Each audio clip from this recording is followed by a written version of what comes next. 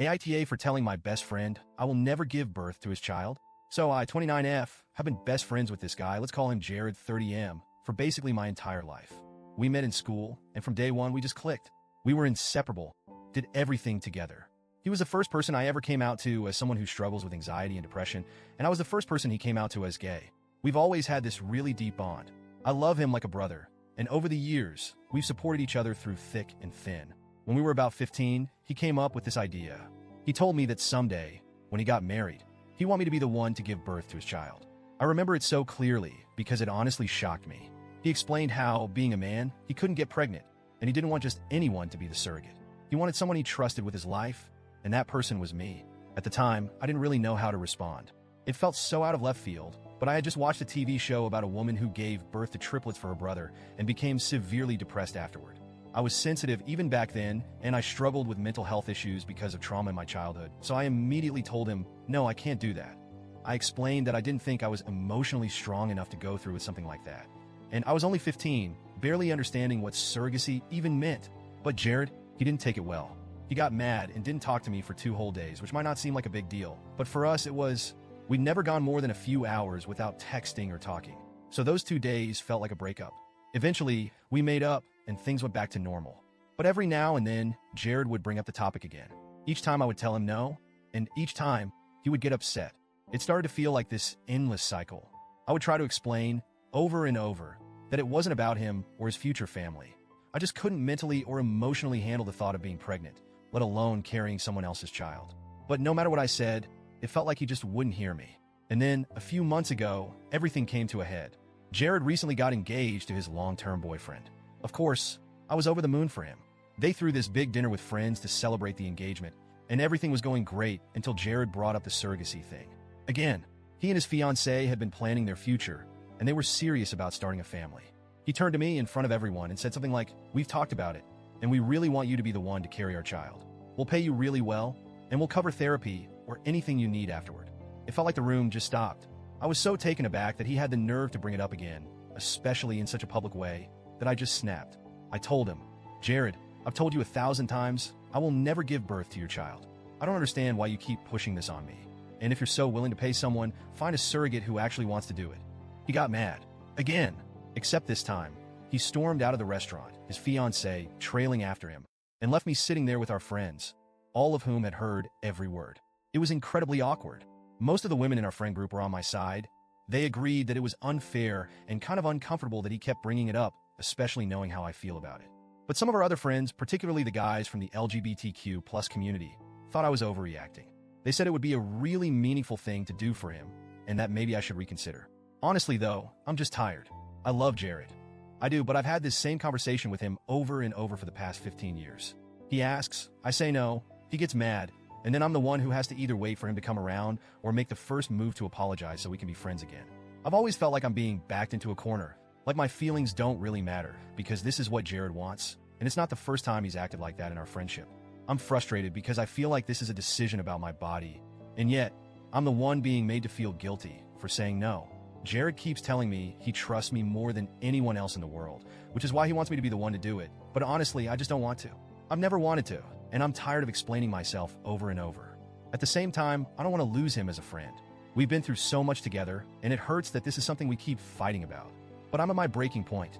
I don't want to be pressured into doing something I don't want to do, especially something as life-altering as carrying and giving birth to a child, even if it's for someone I care about. The IDEA for putting my foot down once and for all? Or am I overreacting like some of our friends think? Update. After Jared stormed out of the restaurant, the tension in the air was suffocating. No one really knew what to say. I felt embarrassed, but mostly I was angry. Angry that he still didn't get it. Angry that after all these years, my feelings seemed to hold so little weight in his mind. I stayed quiet for a while, just picking at the food left on my plate, even though I wasn't hungry. One of our friends, a guy named Matt, tried to break the silence by saying something like, "Well, you know Jared. He's a bit intense, but he'll come around." I could hear the attempt at reassurance, but it didn't really help. I wasn't sure if Jared would come around this time. It felt like this was becoming a pattern, one I was getting tired of. My friend Sarah, who's been one of my closest confidants aside from Jared, leaned over and whispered, "You were right to say no. He needs to understand your boundaries." I nodded, grateful for her support, but my mind was still racing. Would this blow up the entire friendship? I should probably mention that this isn't the first time Jared has pushed my boundaries. Over the years, there have been moments where I've had to remind him that I'm not just his emotional crutch. I've had my own battles, ones that have left me exhausted at times. Anxiety and depression have been a part of my life for as long as I can remember, and Jared knows that. I've always been open about it because being honest about my mental health is the only way I've managed to keep myself afloat. But sometimes I feel like Jared overlooks that part of me. He's always been the kind of person who sees the world as something that bends to his will, and most of the time he's been able to make things work out the way he wants. I admire that about him. His confidence, his ability to navigate life like it's something that's supposed to go his way. But when it comes to this surrogacy thing, it feels like he's expecting me to mold my life around his plans.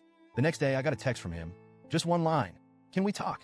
I stared at my phone for a while, debating whether or not to respond.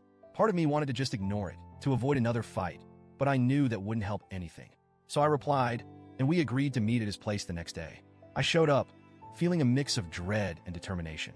I wasn't going to let him bulldoze me into something I didn't want, but I also didn't want to lose one of the most important people in my life. When I walked in, Jared was sitting on the couch, looking tired. His fiancé, James, wasn't there, which I appreciated. This needed to be just between us. Hey, I said softly, sitting down across from him. Hey, he replied, avoiding eye contact. There was a long pause before he finally spoke. I'm sorry I keep bringing it up, he said, his voice low. I've always pictured you being the one to help me start a family. You're my best friend. I trust you more than anyone. I took a deep breath, trying to keep my voice calm. I get that, Jared. I do. But this isn't just about trust. This is about my body, my mental health. You know, I've struggled with anxiety and depression for years. I'm terrified of what something like this would do to me. And I've told you that so many times. I don't understand why you keep asking me to do something I'm not comfortable with. He finally looked up at me, and I could see the frustration in his eyes. But there was something else there too. Sadness, maybe even fear. I don't want some stranger carrying my child. I don't trust anyone else the way I trust you. And I know you've been through a lot, but I thought maybe if we made it easier for you, paid for therapy, took care of everything, you might feel differently. There was again, him thinking he could fix it with money, with promises of help. But it wasn't about that. It was about the emotional toll, the fear of losing myself in the process. Jared, I said slowly, choosing my words carefully, no amount of money or therapy is going to change the fact that I don't want to do this. I can't. You're asking too much of me. He stayed quiet for a moment, his jaw clenched, but then he sighed and leaned back on the couch. I didn't realize it was that deep for you, he admitted, sounding more defeated than angry. I guess I've been so focused on what I want, I didn't stop to think about what it's like for you. That's the thing, I said, feeling a mix of relief and frustration. You never stop to think about it. You're always pushing, always making me feel like I have to be the one to fix things. I can't be that person all the time. Jared looked away, and I could see the weight of my words sinking in. For the first time, it felt like he was really listening. I don't want to lose you, he finally said, his voice barely above a whisper. You're my best friend, but I don't know how to stop wanting this. It's been in my head for so long. I nodded, understanding that this wasn't going to be something he could just switch off. But at the same time, I had to stand my ground. I know you want this, I said gently, but you have to respect that I don't. I love you, Jared. I'll always be here for you in every other way. But this is a boundary I need you to respect. There was another long pause before he finally nodded.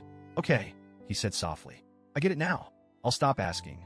And for the first time in years, it felt like a weight had been lifted. I wasn't sure if things would ever be exactly the same between us, but at least he understood. At least he finally saw that this wasn't something I could just be talked into. We sat there for a while, not saying much, but it felt like we were slowly rebuilding something. It wasn't going to be easy, and I wasn't entirely sure if our friendship would survive this in the long run, but at least for now, there was some kind of peace between us. I left his place feeling emotionally drained, but also relieved. For once, I didn't have to be the one to apologize or make things right. I'd set my boundary, and Jared had finally accepted it. In the days that followed, we didn't talk much. It wasn't awkward, but we both needed space to process everything. I knew this wasn't the end of the story, though. Friendships that have lasted this long don't just end over one argument. But I also knew that things would be different moving forward. I wasn't going to let myself be put in a position where I had to sacrifice my well-being for someone else's dream. Not even for my best friend. In the end, I don't know if I'm the asshole. Maybe I am for getting angry or for not being more patient with Jared. But I also know that I have to take care of myself first. And if that makes me the bad guy in someone's eyes, then so be it.